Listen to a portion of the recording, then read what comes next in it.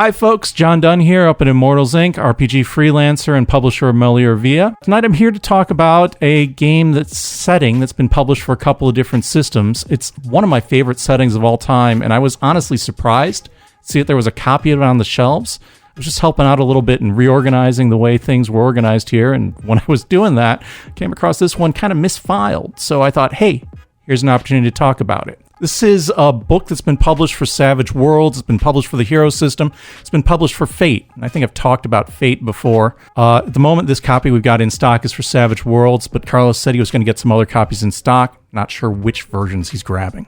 This setting was published in 2008. Publisher's name is Atomic Overmind Press. Ooh. And it's called The Day After Ragnarok. That cover there, if you're looking in on that, it's kind of a Conan style. A lot of this was an homage to Robert Howard's Conan stuff, and it's a post-World War II setting, but it's kind of an apocalyptic, magical, dark post-World War II. They call it diesel punk. Have you ever played the game or knew of the game Conan Exiles? I'm familiar with it. Yeah, it's not something I played, but Has yeah. Anything to do with that, or am I it just doesn't? saying But it's drawn on some of those same sources. Oh, so I'm just saying stuff.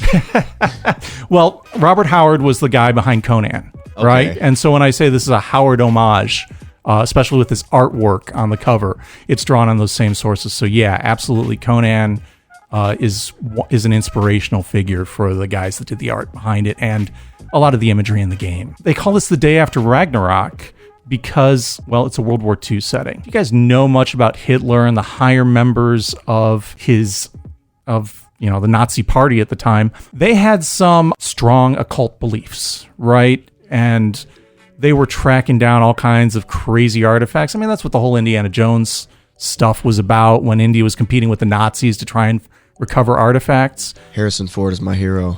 Hey, man, if you're going to aspire to somebody, shoot for the stars, right?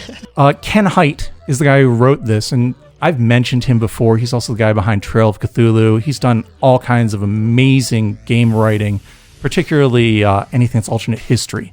And this is very much an alternate history project because his idea was in the latter days of World War II, when Hitler realized, hey, we're losing, somebody up there had the idea that maybe if we trigger Ragnarok, we'll manage to defeat all these people that are getting ready to overrun Germany. So they did this crazy occult ritual and summoned Jörmungandr. You know who Jörmungandr is? No clue, but I'm ready for you to explain him. All right, so Ragnarok is the Norse mythos end of the world, right? That's why Thor Ragnarok was a thing. Ah, the end of Asgard. Exactly. Jörmungandr, according to those myths, is the world serpent. He is this massive dragon snake thing that completely encircles the planet, right? And at the end of Ragnarok, spoilers for ancient Norse myth, Thor kills Jörmungandr with his hammer, but at the same time, Jörmungandr bites him and injects this almighty venom that kills Thor. So they basically both die, right? That's part of Ragnarok. Like I was saying, Hitler and his buddies decided we're going to summon Jörmungandr and that's going to trigger Ragnarok and that way we'll be triumphant. So they did. And if you look at this map that's over here, you see this big green splotch that goes across Europe and through the Mediterranean and around Africa. That's the dead body of Jörmungandr. Because what happened was Jörmungandr reared his head and FDR said, oh crap, we need to do something about this before he destroys the world. So they nuked him. Whoa, so wait, all that green stuff, it looks like rivers, like two big rivers going across. No, that's the dead body of the world serpent. And he's dead because instead of nuking Japan, we nuked Jörmungandr. Okay.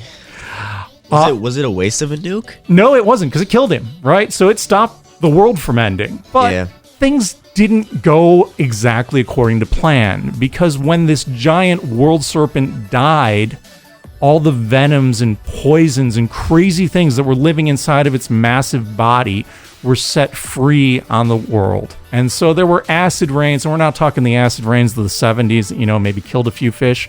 We're talking acid rains that completely dissolved cities and parts of continents. And then there was some magical elements to those acid rains, and so all of a sudden zombies started cropping up, and all kinds of really hideously corrupted mythological creatures emerged. And at the same time, mad scientists started drilling into the body of this dead world serpent and extracting things and using it for crazy experiments and inventing amazing devices like, incredibly protective armor made from Jörmungandr's hide, or incredibly powerful fuels made from oils and fats that were extracted from its flesh. And in the same time, there's all kinds of crazy things that were living within it that have made their way loose. And so the whole world is in this kind of post-apocalyptic wasteland where entire continents have been devastated, and massive flooding, and people are just kind of struggling to get by. World War II didn't really end cleanly because, the Nazis were destroyed when this massive snake came crashing down across Europe and smushed Germany. But there was never a treaty, and Japan was still in the Japanese Empire. So you've got all these different factions, and you've got these crazy scientists and capitalists building on all this new technology that emerged, and then you've got refugee groups from different armies that don't necessarily have support, because at least in the U.S., DC was destroyed in the flooding and the acid rains. So you've got this, you've got this incredible amount of global political instability. You've got crazy science going on, and then all this is built on a technology base of the 1940s. I was gonna ask you. I was gonna be like, did this reach all the way to the U.S.? Because this, this was a global catastrophe. So if memory serves, like, one of the most stable nations is actually South Africa, because they didn't get flooded and they were a British colony. So they were kind of less affected, and they were actually pretty far from a lot of the damage. Are you explaining literally what this game? This is what this game is. Yeah, so that's the setting, right? This is the setting. Yeah, that's the setting where your characters can adventure in. Oh, you could make dozens of movies, right? Did they not make one yet? Not yet. Not yet. Not a whole lot of RPGs have been licensed for Hollywood. Just a couple. Hollywood, if you're seeing this, please. And you have to credit us. So then the concept for your characters is either people that are going after to try and recover portions of this dead world serpent and see what they can do with it, or groups that are trying to survive in this devastated wasteland, or people that are, refugees from the military are trying to return to their families and find out what happened to them. It's a really rich setting with lots of stuff going on where characters can come from a broad range of different backgrounds. It's very much a global setting. It's $20. It's mostly black and white, 128 pages, whole lot of bang for your buck, incredible depth of history material, and a great range of different character setups and equipment, and just really novel ideas that could keep your campaign running for a really long time. I've had a lot of fun running this.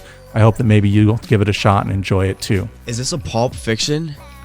It very much spins off of the pulps. Yes, so I'm learning. You are. Way to go, man. Thanks a lot for watching. This is up on the shelf here at Immortals in the RPG section. It's going to be over with the Savage World stuff. Bye-bye.